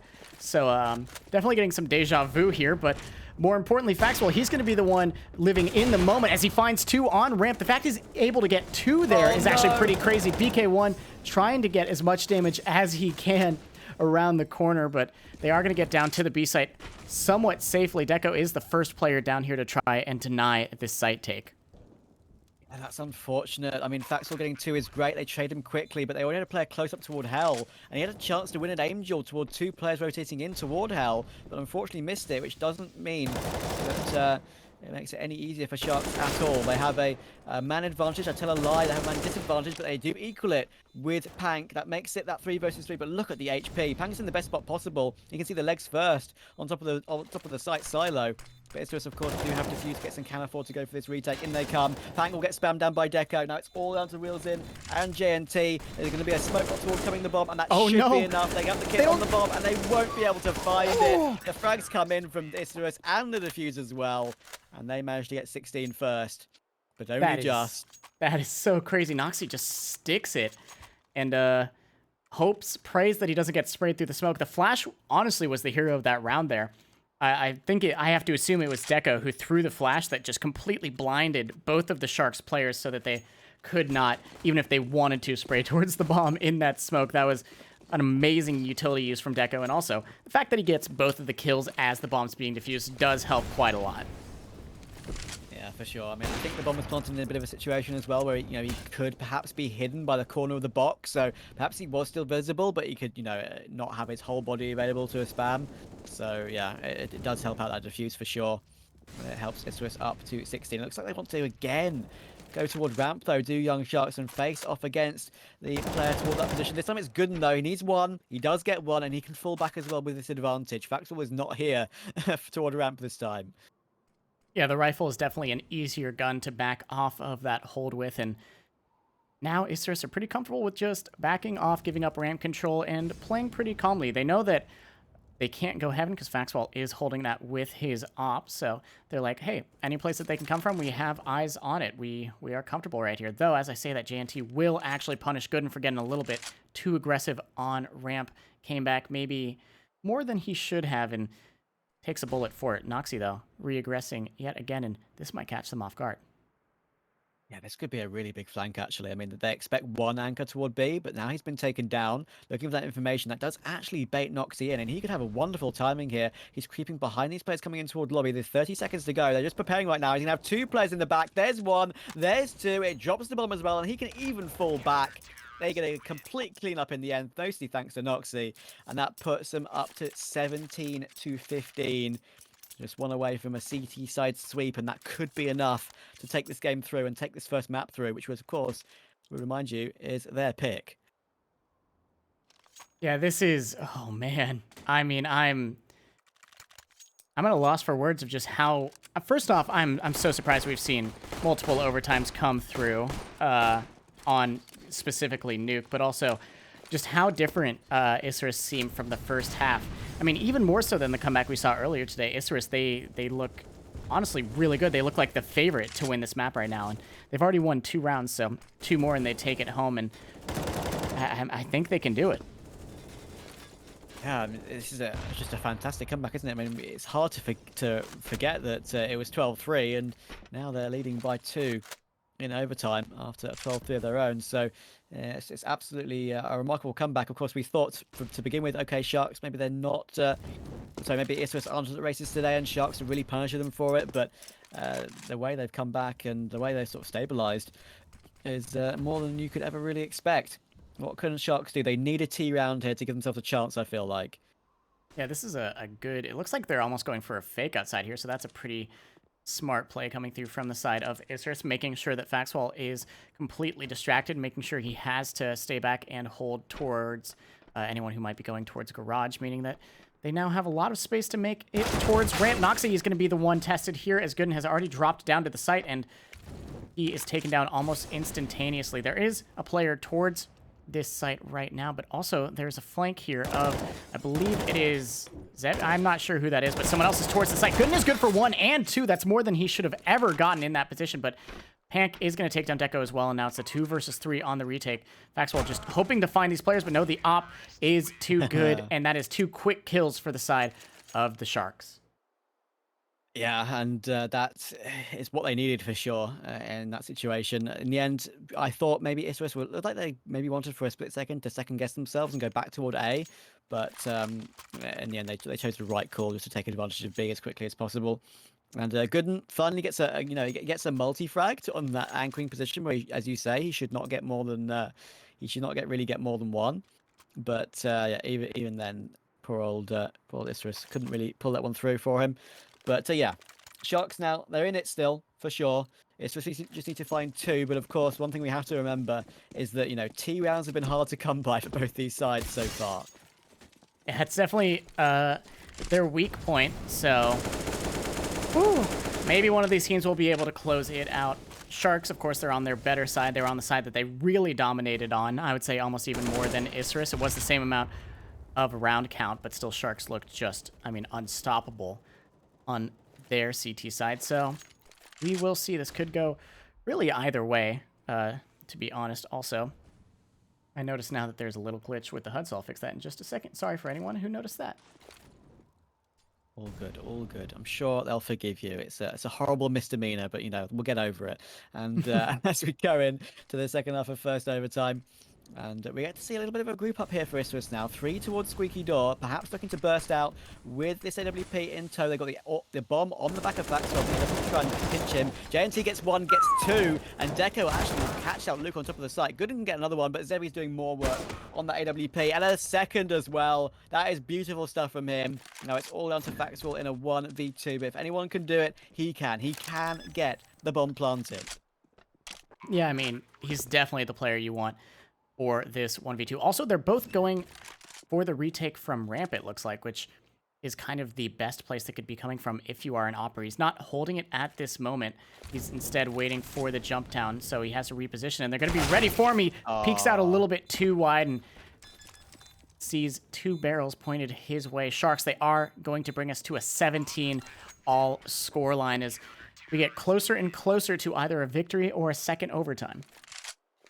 Yeah, that is unfortunate for Faxwell. He mollies the vents, but in that, the fact that double doors are open and he swings wide, as you say, just walking into both the two players, both looking at it, it's reasonable to expect them both to be looking at it. So yeah, unfortunate. Faxwell's 35 and 20 so far, still top fragging in the server overall. But yeah, I mention it again. Isurus really struggled for T rounds to begin this game, and Sharks, 19 is, as we said, is the magic number. If they get 18, I would not put it past them, taking this in the first overtime rather than any further than that. But anyway, Isurus will be taking outside once again, and looking to try and advance past their own smokes actually in this position. Yeah, I like the outside play just because Sharks are pretty lackadaisical when it comes to their hold towards B, which isn't exactly a bad thing. It's just one of the many different ways to play. So I wouldn't have minded if Isurus just genuinely walked all the way through to B site and went for that plant, but it's a little bit too late for that as the smokes have already faded and now are being held by the op of Zevi. There it is. That could be a really important situation. The AWPs have been the key factor, I think, for Sharks and for Isurus so far. It's been Faxwell, and there we go. The AWP duel actually happens, and Zevi, he just spots a little bit of a pixel on the cross. 3 frags on the defense for Zevi. There we go. That sends him to 30 as well. That is beautiful work from him. A little bit lucky to get the timing on that player creeping up close, but still, he's on for an ace here. He gets the 4th as well. He can have sight on the bomb as well, but in the end, JNT, he steals it away, but it doesn't matter. Sharks have a match point, or a map point, sorry, and all thanks to Zevi.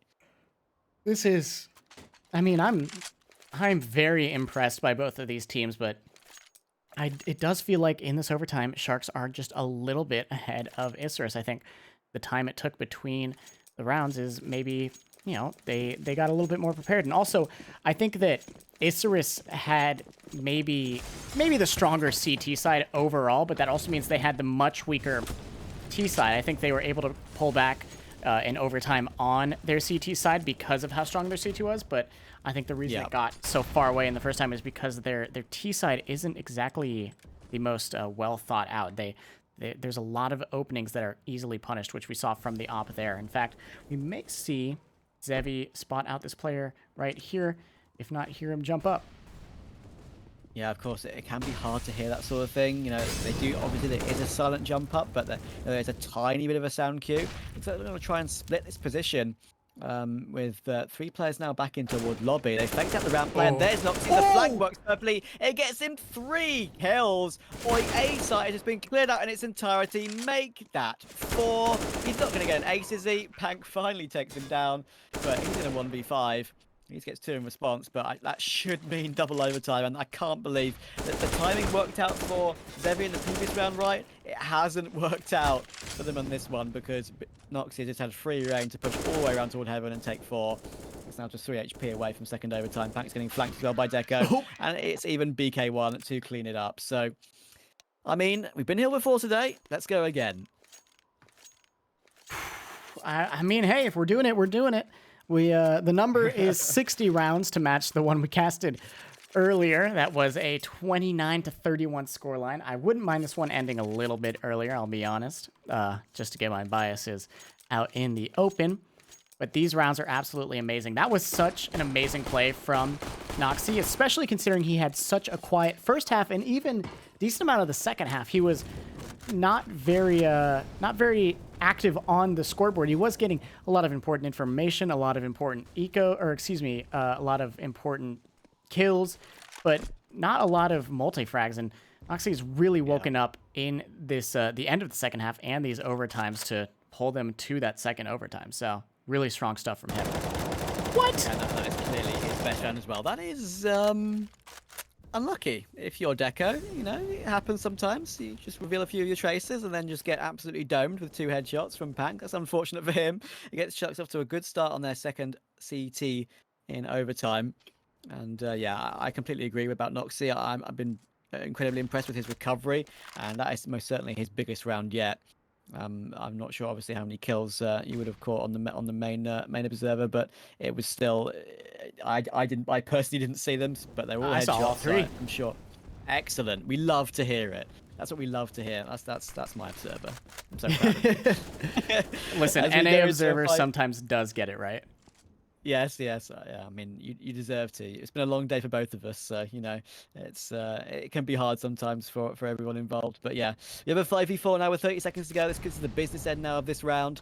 I mean, what did Isurus do here? We got Gooden on 42 HP with 25 seconds to go. Look how low the time is with how little progress they've made. Yeah, they really need to get somewhere, and they need to get somewhere fast. It looks like they want to split A from outside, which not a bad call.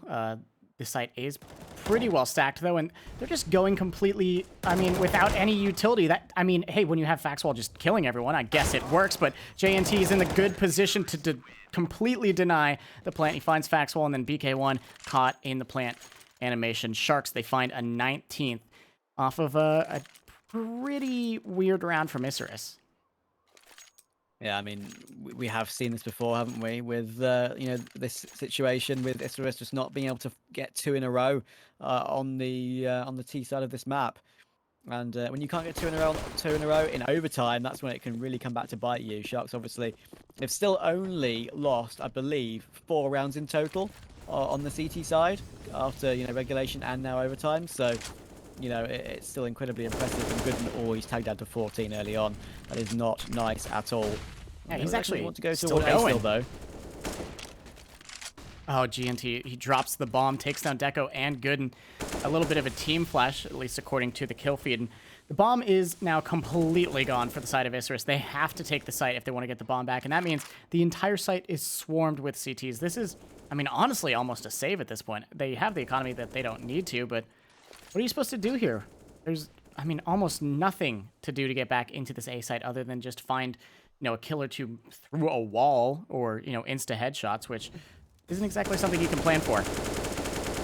Yeah, the worst part about this, as you've mentioned, is the fact, the bomb's just there. I mean, if you had a 3v5 but you have the bomb, at least that's something.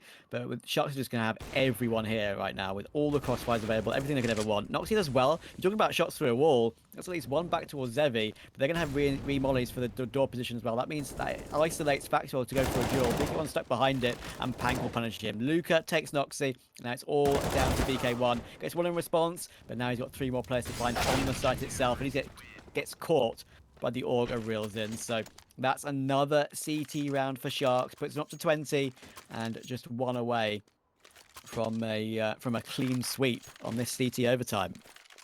This is scary for Isurus.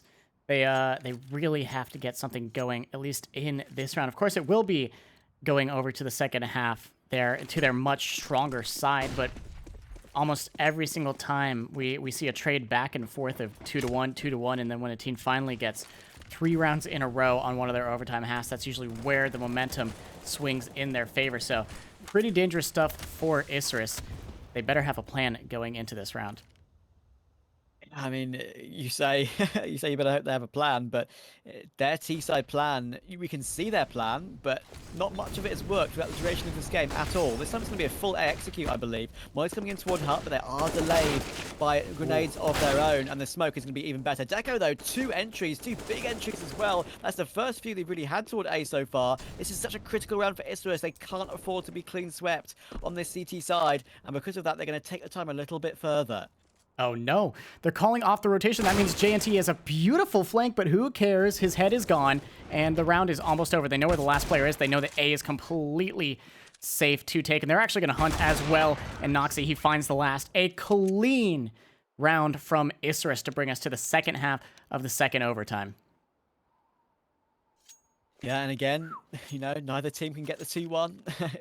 Sorry, get the 3-0. It's always the 2-1. So, yeah, it's a tough situation to get a clean sweep in overtime to really, put yourself in the driving seat. And when you only get the 2-1, it can, put you in a sort of a situation where you either need 3 in a row or you need, 2 in a row, and that's on the opposite side, which is the side that they haven't been as good on. So, yeah, it's rough. But let's see how it goes. Sharks, they're technically in pole position, but it's by like 1/10 of a second.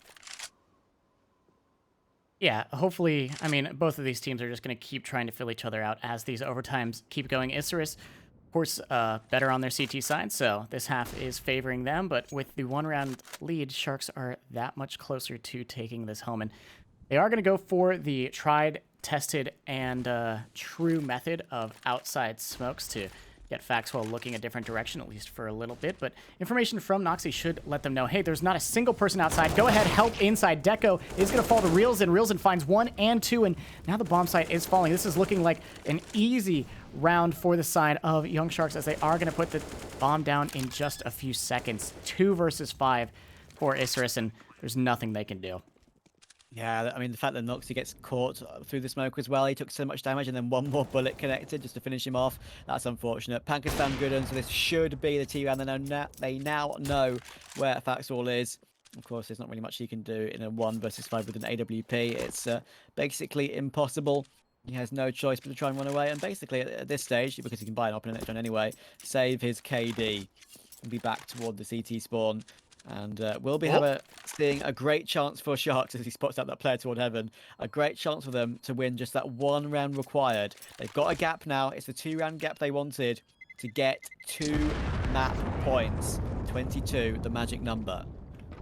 Yeah, this is very scary for Isurus. Of course, they have the economy to full buy into this, so changes nothing really.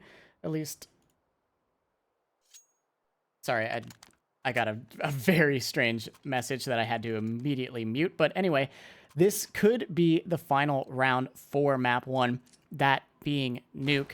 Isurus, they have everything to do, and, their best side is the CT side, but Sharks, they seem like every single time they go up against Isurus on their CT side in these overtimes, they're getting a little bit more better, just inch by inch. Yeah, I agree with you. And now Sharks, I mean, they have a real big chance here. Luca's actually pushed a little bit further forward. He's almost in front of this door smoke, but of course he's concerned, if you push past it, it's a free kill for a CT if there's someone behind it. If you sit inside it, sometimes the smoke can work in your favor. A resmoke is going to come in, but now he is ahead of it and has a great chance to maybe catch a player off on the A side, but no, Deco checks it, and that's a big opening kill. Again, Sharks trying something to try and bring this game through, but I feel like risks like that, when you could easily just go for what worked before, is maybe the reason these games sometimes go on for so long. Who knows? But still, Isurus are in with a chance. Yeah, they are just going to, after a pick like that, just go back once again to the most trusted method they know. Drop some smokes outside, get down secret, see if we can take the B site. It is going to be Noxy who is down towards the B site. that has to put a stop to this. He does drop a smoke, so that will keep them at bay at least for now, but he is all alone, so if they decide to explode through the smoke, he has to hit a kill or get the hell out of dodge, and I feel like he is going to reposition to a position where he can back off a little bit. Tasty grenade though, and Noxie's going to find him. Oh, a second as well. What about that? It drops the bomb too. And it's all down to Zevi and reels in. That was a nice player to force him down towards the secret area, but it doesn't work when you get shot through a smoke like that. It's Noxie and Gooden to clear up the final 4 frags. And it keeps Isurus in touch. One more map point for Sharks. Of course, it would take the map pick away from Isurus, so it's important. How will this final round of the overtime, the second overtime, pan out with on a knife edge for both teams? I think all 4 timeouts now have been used for both teams, as we see one coming in from Sharks here. Good time to use it. Yeah, that's all of the timeouts gone now for both of these teams. This is pretty much, well, it's not do or die because there will be another overtime, but Sharks, this is definitely where they want to take this home. This is definitely the closest that they've been in a while to a full-on victory, facing against an Isurus that's getting more and more tired on this map. But the problem is they're getting tired too. They're playing a little bit sloppy. Like you said at the start of that round, they really didn't need to push that player towards the A site, and that is what costed them the opener. And then, of course, just a really good spray through the smoke is what finishes the round up for the side of Isurus. But sloppy play will come out from both of these teams as these overtimes continue to go, so they want to close them out as quick as possible. Here we go, we've got early grenades coming in once again, but it's like Sharks, you know, they've sort of learnt their lesson. I see absolutely no reason why you'd want to go for a similar play to last round, a solo push out toward A to try and catch a player off. Already some early damage toward Luca, but that's the only damage exchange so far, apart from, you know, a little bit to a BK1. So, yeah, this is a huge, huge round for Isurus. They really do not want to give up their first map pick, and it's crucial for the rest of the series without a shadow of a doubt. Yeah, they do actually get one player down the vents, so that is okay. That's big. Decent map control. I don't know if that was even heard from the side of Isurus. It happened right next to an Isurus player, so I'm surprised we don't see a rotate coming through already, but we see players just dropping down to the B site. We will finally see the rotate coming through as Deco is able to finish 1 and 2. Noxie is good as well. I don't know what happened to the player that was holding the vent. I think that they dropped down and just killed him right on the drop. That is insane. Yep. Isurus are now 2 kills away from taking us to a triple overtime. A nade at the feet of JNT will put an end to that, and BK1 finds the last. There it is, triple overtime. Young Sharks versus Isurus just keeps on giving. How is this happening to us? What's going on? What kind of simulation have we stepped into today to actually make this happen?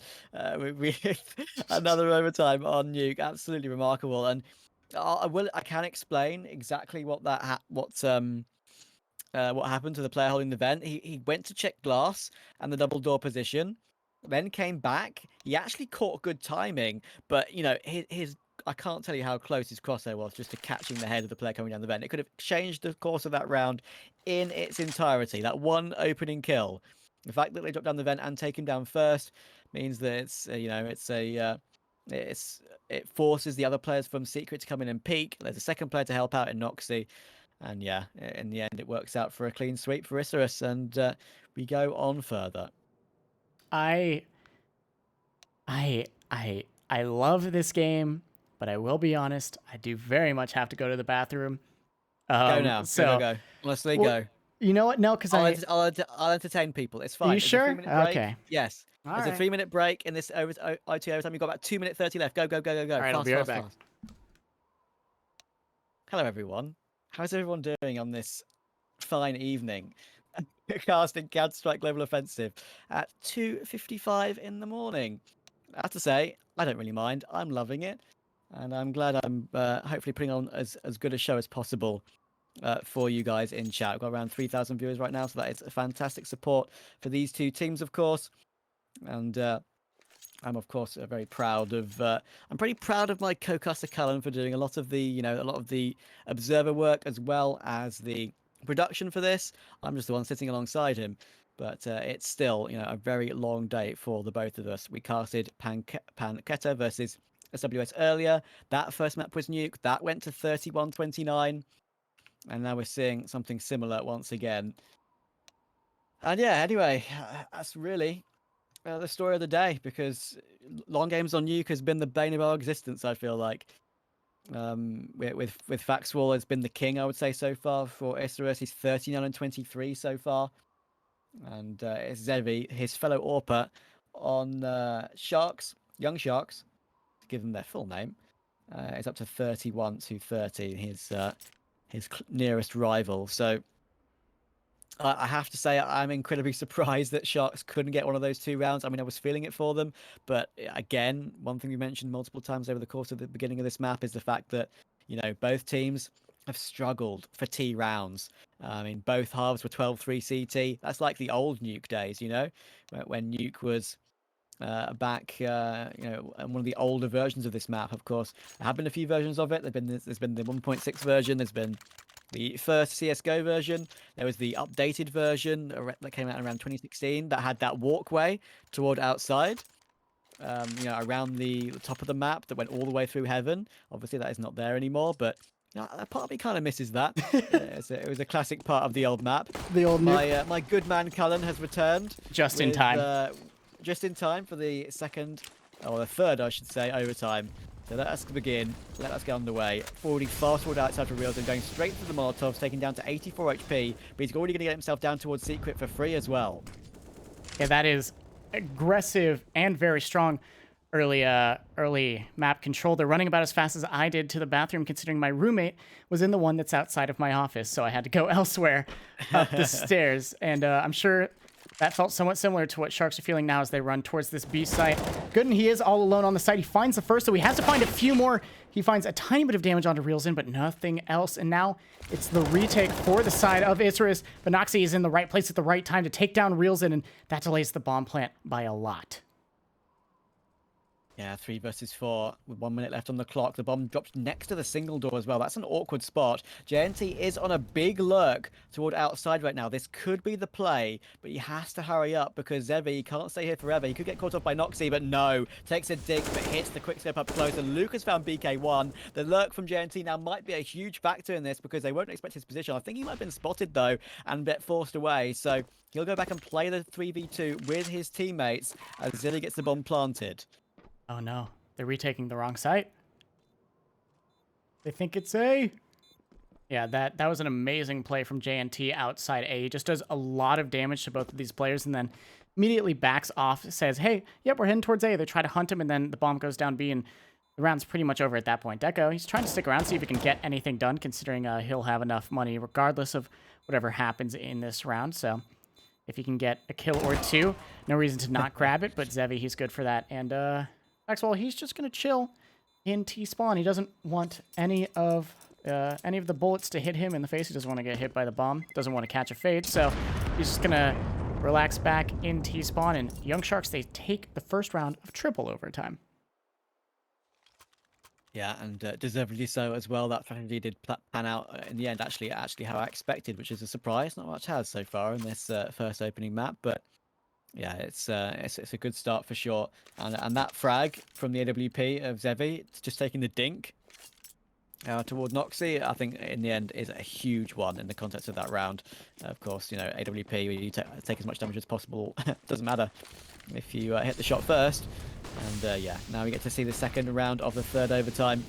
We are going to be close here toward lobby. It looks like maybe this time Sharks want to go towards round. They are grouping up a bit earlier than usual, especially now as Noxy has taken Reels in. They're going to pounce on this one. Gooden has thrown out into Incendiary with nice timing. They find him cleanly as well. They should be fine. He actually doesn't drop down to the B site yet. He's sticking around, and that could be a critical error. B site taken, but the rotates are in. Oh, that was so close. Deco does actually find one, but is quickly traded. Noxy going to bait out the shot, but BK1 falls, and now they know where the last player is. They can just force out the 1v1, or excuse me, the 2v1, and he's actually just going to evacuate the B side. He's like, no, I'm not feeling that. If I'm going to go for the retake, I'll probably reposition, maybe go towards ramp, and they're probably realizing at this point that he's most likely left or really repositioned to somewhere else. Are they going to be ready for a ramp wrap, though? Yeah, that really is the long wrap, isn't it? I mean, he's played the long game. Of course, we see this on other maps such as Inferno and Dust 2 and such like that, which you can really catch out a player. But this takes a long time to work out.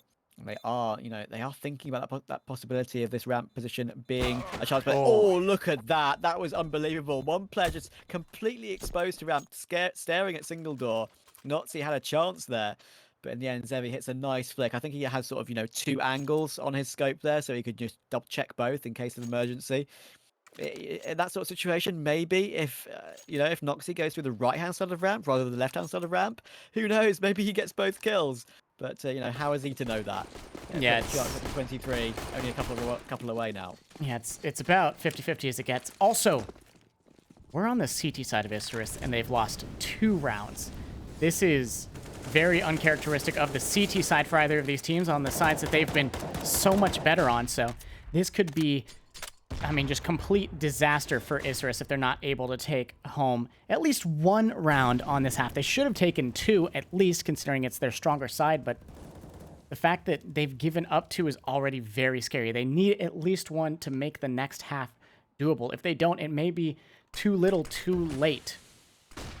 Yeah, absolutely, you're right. A flash toward outside, and that's a nice piece of aggression from Isurus. I really like that idea, but unfortunately the flash is turned away from. It gives Pank an opener. Luca has caught Deco as well. This could be our first clean sweep, and it would be a huge one for Sharks, knowing how good they've been on the CT side.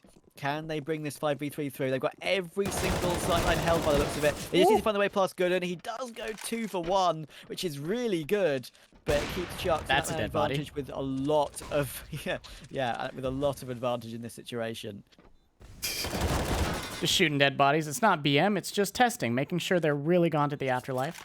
That's what is that, rule 1 of Zombieland? Always double tap. Just making sure they're down, but he has to actually land the first bullet on 2 more. He does find the first onto Pank, but Zevi and Lukosi are still alive, and they are playing this absolutely beautifully, just making sure they don't want to over-aggress, and they're going to peek before the smoke plumes, and Zevi, he finds a kill with the op, puts a bullet in the head of Faxwall, and now they're only 1 round away. Yeah, just 1. Now it's 25, the magic number, and as you say, that is such a huge step forward, finally getting a full 3-0 clean sweep in overtime. Of course, we saw it earlier, and somehow they managed to get a clean sweep in response. It's the nerves, and this sort of thing can always play a factor.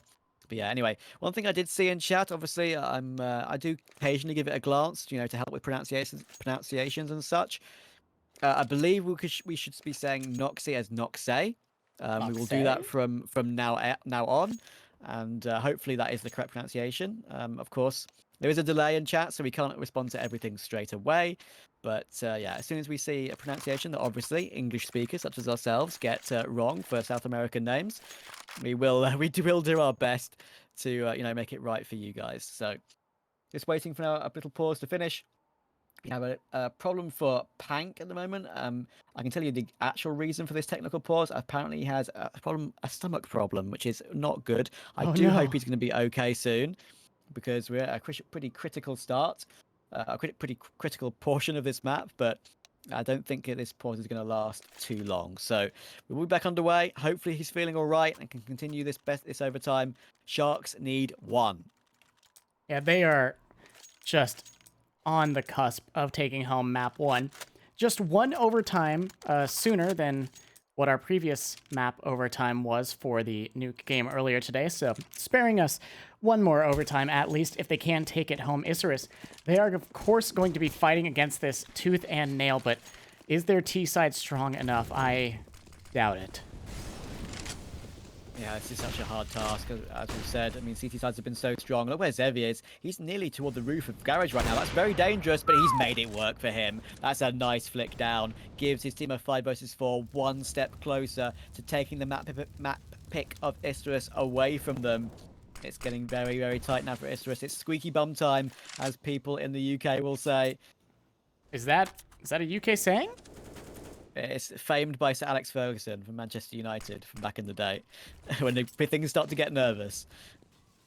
Well, I learned something new every single day. Also, that is a good pick right there to start and open this up. Zevi finds the second for Sharks in this round, and now 5 alive versus the 3 of the other team. This is very, very scary for the side of Isurus. There's so much to do, and when you can't kill Zevi up that close, it becomes damn near impossible to win this out. Zevi wants to do this all on his own. 4 kills, looking for the ace. Gooden does find one, but Zevi's in the right position to find the ace. Just an aim duel back and forth, and Zevi does it. The ace to close out map 1. Absolute heroics. Round of applause for Zevi. We saw Faxwell do it